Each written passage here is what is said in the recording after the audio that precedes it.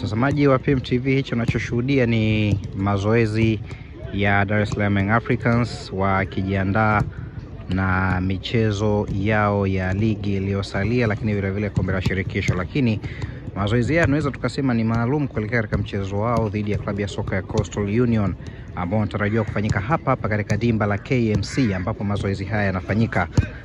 Mchezo unaotarajiwa kufanyika siku ya Jumatatu ya tarehe 7 ya mwezi huu wa April. Kumbuke kwamba baadhi ya nyota ambao wapo katika kikosi hiki wakifanya mazoezi ni Yao Kwasi ambaye unamuona hapo akiwa yuko fiti kabisa katika mazoezi, ikiwa ni muendelezo wa kupona kwake majeraha ambayo alikuwa nayo yaliyomweka nje kwa muda mrefu kidogo mpaka hivi sasa. Lakini baadhi ya nyota ambao pia wapo katika mazoezi haya ni Clatous Chota Chama Triple C Mwamba Rusaka kama ambavyo unamshuhudia hapo, lakini vile vile Jonas Mkude hapo akiwa anaendelea kupeana utani wa wawili hawa.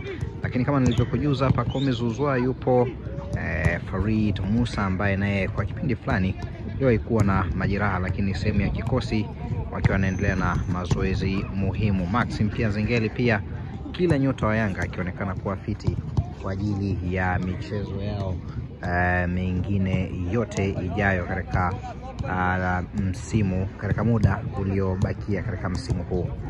Yanga bado wanaendelea kuongoza ligi wakiwa pale juu kabisa kileleni na alama zao 61, lakini Simba wako katika nafasi ya pili wakiwa na alama zao 57 licha ya kuwa nyuma kwa mchezo mmoja ambao wako nao mkononi.